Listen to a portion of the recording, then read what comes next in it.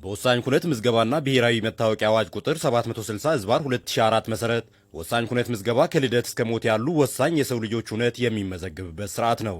በአዋጁ መሰረት ወሳኝ ኩነት ማለት ልደት፣ ጋብቻ፣ ፍቺ ወይም ሞት ሲሆን ጉድፈቻ ልጅነትን መቀበልና አባትነትን በፍርድ ቤት ማወቅን እንደሚጨምር ይደነግጋል።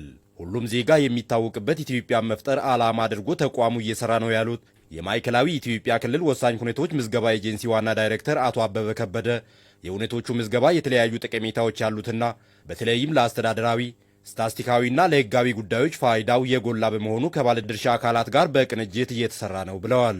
ተቋማትን ያው ባለድርሻ አካላት ብለን የለየናቸው አሉ። አንዳንዶች ደግሞ እንደ ባለቤትም ሆኖ በቅርበት የሚሰሩ አሉ። ከነዚህ ውስጥ አሁን በዋናነት የጤና መዋቅር ከኛ ጋር በቅርበት የስራውን ባለቤት ሆኖ አብሮ የሚሰራ ነው። ሌሎች ግን ፍርድ ቤቶችን በዛ ልክ እዚህ ክልል ላይ ከመጣም በኋላ ከነዚህ አካላት ጋር የጋራ መግባቢያ ስምምነት ሰነድ ተፈራርመናል። አንዱ እድሮች ናቸው። ሌላው የእምነት ተቋማት በክልላችን ወደ 7 ከሚደርሱ የእምነት ተቋማት ጋር የጋራ መግባቢያ ስምምነት ተፈራርመናል። ከሴቶች ህጻናት፣ ከፓብሊክ ሰርቪስ እና ቅድም እንዳልሳውት ከትምህርት፣ ከጤና ከነዚህ ጋር በጋራ ከመግባቢያ ስምምነት ከመፈራረም ባለፈ ቴክኒክ ኮሚቴም ጭምር ተቋቁሞ ስራ የተሰራ ነው። የሁነት ምዝገባዎቹ ወቅታዊ የዘገየና ነባር ተብለው መለየታቸውን የገለጹት ዋና ዳይሬክተሩ በተለይ ወቅታዊና የዘገየ የሚባሉ እስከ 1 ዓመት ያሉ ሁነቶች የሚመዘገቡበትና ወሳኝ የመረጃ ምንጮች እንደሆኑ ተናግረዋል። የመረጃ ጥራትን ለማረጋገጥ ፈጣን አገልግሎት ለመስጠትና የመረጃ የቆይታ ጊዜን ለማራዘም በቴክኖሎጂ የተደገፈ የምዝገባ ስራ መጀመሩንም ጠቅሰዋል። ያው መጀመሪያ አዋጁ ሲወጣ የአንድ ሰው የማንነቱ መገለጫ የሆነው ሰነድ ለ100 ዓመት መቆየት አለበት ነው።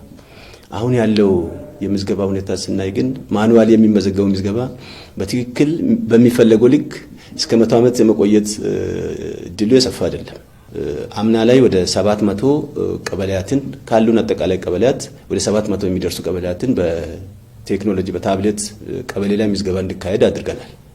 በዚህ ዓመትም 200 ቀበሌያትን ጨምረን አሁን ላይ እንዳጠቃ ወደ 1040 ቀበሌያትን በታብሌት ለመመዝገብ ኦሬዲ አሁን የቀረን ወደ 91 ቀበሌያት ብቻ ናቸው። በሁነቶች ምዝገባ ስርዓት ውስጥ ከአገልግሎት አሰጣጥ ጋር ያሉ ብልሽቶች መታረም እንዳለባቸው ያሳሰቡት የማዕከላዊ ኢትዮጵያ ክልል ወሳኝ ሁነቶች ምዝገባ ኤጀንሲ ዋና ዳይሬክተር አቶ አበበ ከበደ ህብረተሰቡም የሁነቶች ምዝገባ ያለውን ጥቅም በመረዳት የመመዝገብና የማስመዝገቡን ባህል ማዳበር አለበት ብለዋል።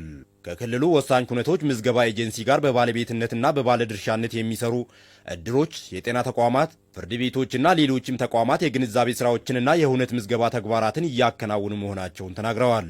ሁሉም አዌርነስ ኖሮት ምን ሊያደርግ ይችላል ማለት ነው? ሊመዘገብ ይችላል። ከተመዘገበ በቂ መረጃ ሊገኝ ይችላል። ስለዚህ አዌርነስ መፍጠር የግድ ነው የሚል እምነት አለን። አንደኛ ያው ኃላፊነት ወሰን የተወሰነ ጧት በስነ ምግባር በኩል ትምህርት የሚሰጥበት ሁኔታ አለ። የሞተው ሰው ከታወቀ የተወለደ ሰው ከታወቀ ምን እንደሚታቀድ ምን እንደሚያስፈልግ አገር የምታቅደው በዚህ መሰረት አርጋ ነው። 42 እድር ዱራሜ ከተማ አስተዳደር ስር ያሉትን ህጻናት ይመዘግባል፣ ፍቺን ይመዘግባል፣ ሞት ከዳውን ይመዘግባል። የመጀመሪያው ትክክለኛ እድሜውን ለማወቅ ያስችላል። ትክክለኛ እድሜውን ያውቃል። ትክክለኛ እድሜውን ካወቀ ከእድሜ ጋር ተያይዞ ሊሰጡ የሚችሉ መብቶች እንዲከበርለት ያደርጋል ማለት ነው። የወሳኝ ኩነት ምዝገባ ከእድሜ ጀምሮ ትክክለኛ መረጃን ለማግኘትና ለተለያዩ ተግባራት አስፈላጊ መሆኑን የተናገሩት ደግሞ ያነጋገርናቸው የአገልግሎቱ ተጠቃሚዎች ናቸው። በተወለደበት ቀን ይሄን ሰርቲፊኬት በማግኘታችን ቀኑም ልንሳሳት አንችልም። የጊዜ ቀመሩንም የህፃኑንም የራሳችንም ቢሆን ልንሳሳት አንችልም። አሁን ምክንያቱም ይሄ አስፈላጊ ነው። ይሄ ልደት ሰርቲፊኬት አሁን ሊወጣ ስል ይኸው ተሰጥቶኝ ሊወጣ ተዘጋጅቻለሁ። ሌሎችም እንደኔ ወልደው እዚሁ በአንድ ጎን የጤና አገልግሎቶችን አግኝቶ በሌላ ጎኑ ደግሞ አስፈላጊ የሚሆኑ ሰነዶችን አስመዝግቦ ሌሎችም እንደኔ እንዲያገኙ እመኛለሁ። ወሳኝ ኩነት ለኔ እንደኔ በጣም አስፈላጊ ነገር ነው። ምክንያቱም እኔ የፈለኩበት አንደኛው ምክንያት ፓስፖርት ለማውጣት ነው። የኢትዮጵያ ዜጋ የሆነ ሰው ሁሉም የኢትዮጵያ ፓስፖርት በጣም ያስፈልገው